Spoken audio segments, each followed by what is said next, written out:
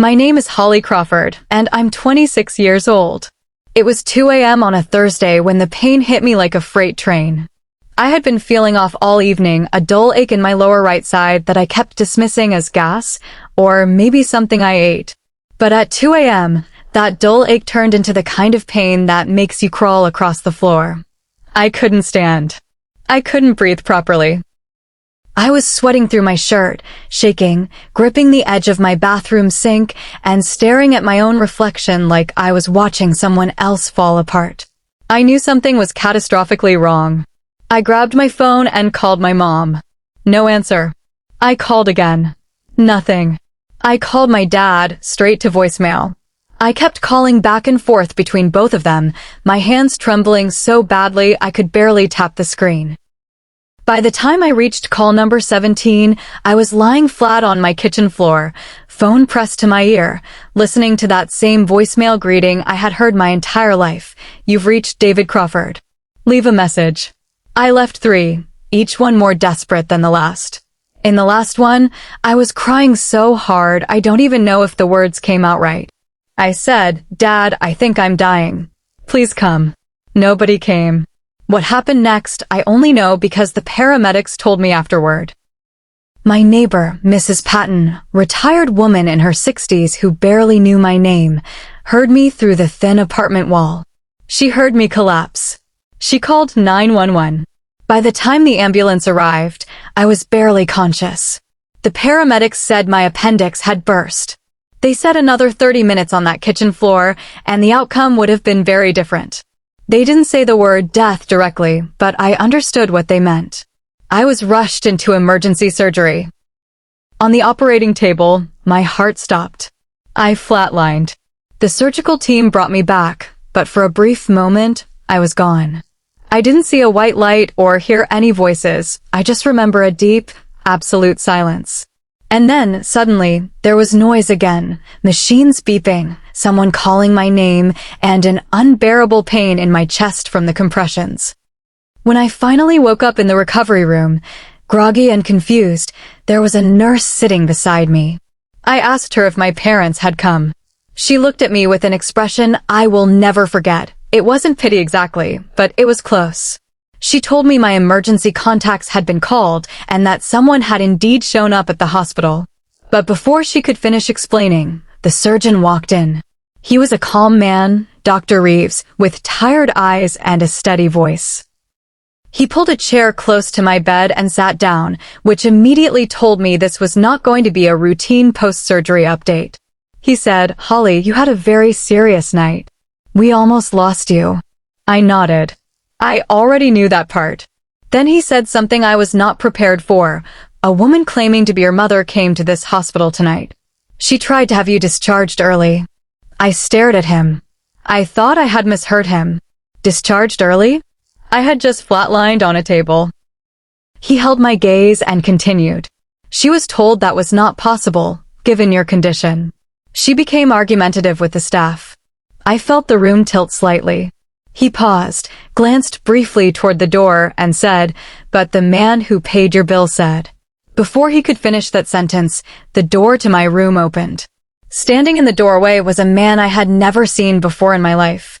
He was somewhere in his mid-50s, broad-shouldered, wearing a simple gray jacket and dark trousers. He had kind eyes, the sort of eyes that carry weight without being heavy, if that makes any sense. He wasn't flashy. He didn't look rich or important at first glance. He looked like somebody's quiet, dependable father. He stepped inside slowly, almost hesitantly, like he wasn't sure he had the right to be there. Dr. Reeves stood up, nodded at him respectfully, and then excused himself from the room, leaving the two of us alone. I pulled my hospital blanket up slightly, more out of instinct than anything else, and asked him who he was. He sat down in the chair Dr. Reeves had just left and folded his hands. He said his name was Gerald Mays. He told me he had been in the hospital that night visiting his own brother on a different floor when he overheard a commotion at the front desk. He said a woman, my mother, had been loudly demanding that the staff release me because, and I am quoting him directly here, her other daughter's baby shower was in the morning and the whole family needed to be home. Gerald said the nurses had refused.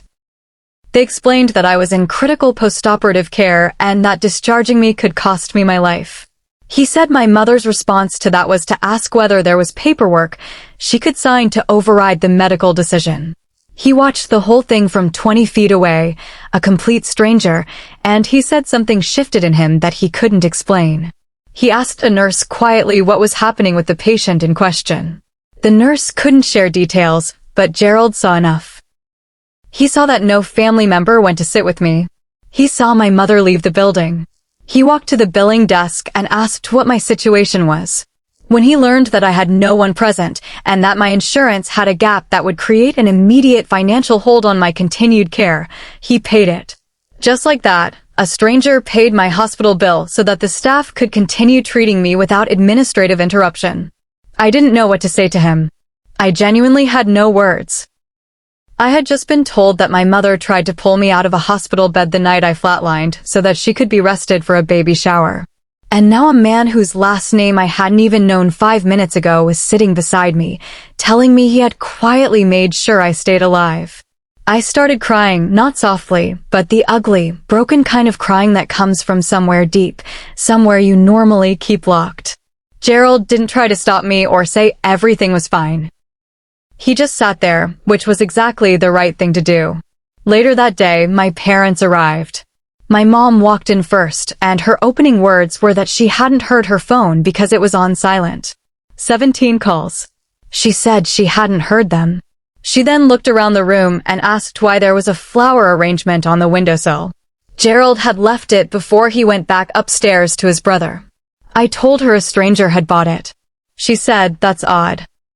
She never asked why a stranger was involved at all. My father stood near the door the entire visit with his arms crossed, nodding at things my mother said, never once sitting down beside me.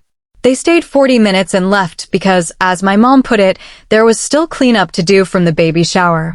She said my sister had a beautiful morning and that I would have loved it.